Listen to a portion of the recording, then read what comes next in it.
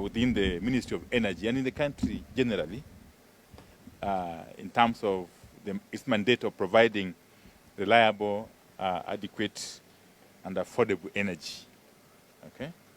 And therefore playing the role of an enabler to sustainable economic growth and development. In recognition of this very critical role of Kenya Power, today I made my inaugural visit to Steamer Plaza, where Kenya Power is seated, I'm sure you know. And I had a meeting with the board of directors, led by the chairman, Madam Masinde. Okay? The directors and the senior management team led by the managing director, Mr. Siror. And later on, I had a chance also to address employees, a number of them. Okay? And thereafter, again, I had a chance, together with my team, including the PS, to visit the National Customer Call Center at Steamer Plaza before we drove to this National Control Center in Dandora, as a way of getting understanding of what goes on. The board of directors and management, of course, appraised me on the Kenya Power and Lighting Company's 5-year strategic plan, complete with its current level of implementation. This was meant to help me appreciate the company's work and its alignment of strategies, policies, projects, and programs in support of various national, county, and sectoral strategies, policies, and programs. Now, the engagement also delved on the various challenges experienced, which are normal, I'm sure you know, which are experienced by the institution,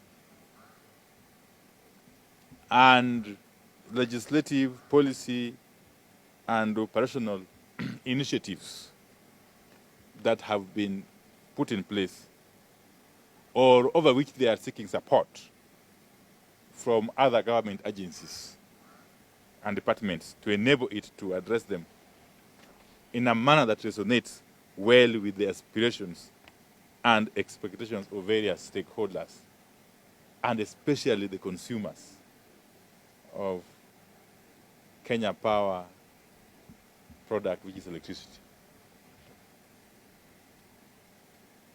As the interface between the ministry and the energy sector generally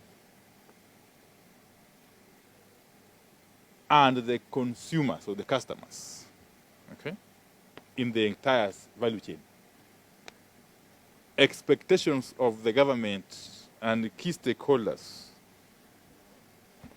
put a very high demand on Kenya Power, its board, management, and staff, to ensure that their strategies, policies, processes, internal culture, and practices remain ethical, effective, and customer responsive, in a manner geared towards meeting and if possible, exceeding these stakeholders' expectations. The government, therefore, has reiterated its desire and commitment to the reform of strategic sagas, including KPLC, and for KPLC in particular, in order to transform it into an agile, technology adaptive, eco-friendly, ethical, and responsive customer-centric institution, playing a leading role in the country's vision of transiting to total green energy by the year 2030, in line with our Vision 2030 agenda, which I'm sure you are all conversant with. And of course, whilst I noted and commended the board and the management team and staff for the good work so far done. They're doing an excellent job, both at Steamer Plaza and in the field, including this National Control Center.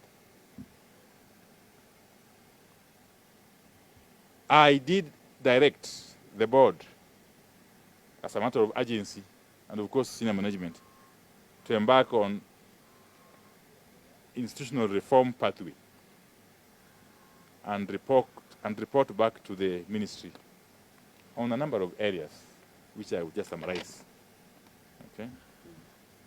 One is on the area of improvement on operational efficiency, liquidity and balance sheet, to strengthen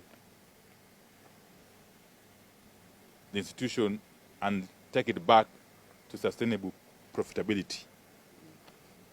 That we agreed, and we got very, very practical steps that the management and the board are going to take, and are taking already actually, towards that goal. Two is the implementation matrix, covering key projects and interventions with major impacts on the reduction of cost of energy to end users in the short and medium term. This matrix, of course, will include project challenges, resource requirements, timelines for completion, accountability, and expected outcomes. Three is on the area of technical and commercial loss reduction strategy, with timelines to reduce the current loss levels, which you know is about 24%.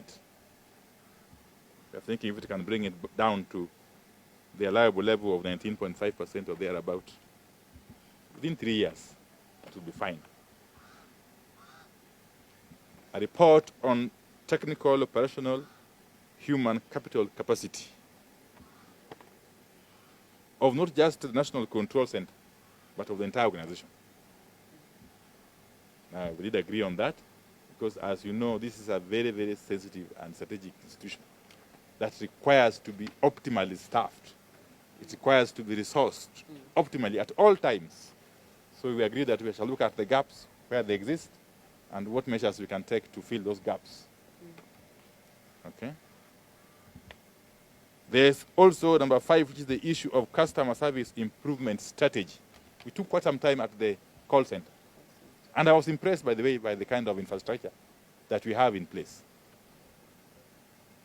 I'm sure a number of you are aware of the Kenya Pan Lighting call number, star 977 hash.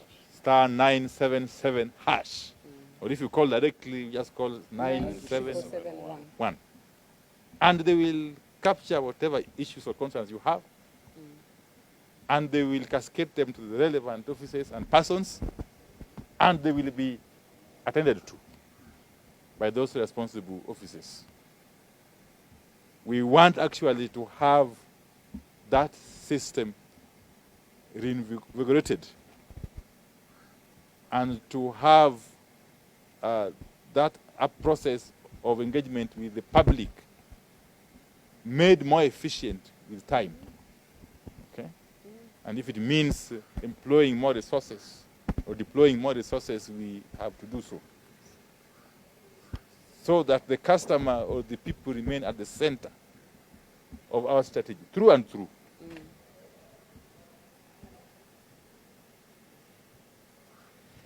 And number 6, it was the issue of supply chain and logistics strategy that would address the supply of critical materials and equipment at every stage. And I'm here referring to equipment and materials such as transformers, electricity poles, electricity meters, and so on and so forth. Cables and what have you. So that at every instance, the supply and stocks of this equipment and materials meet the demand. Meet the demand with a possible reserve. Okay? I have addressed the issue of the human capital. I don't want to reiterate it or belabor the point. And of course, there are areas where we agreed that the Kenya Power will continue to engage with sister companies such as KETRACO, especially on the area of shading off some of the transmission functions and infrastructure to KETRACO. Okay? So, all in all, we had a very, very, very fruitful engagement, right from Steamer Plaza, the call center, customer call center, and now the National Control Center here in the north.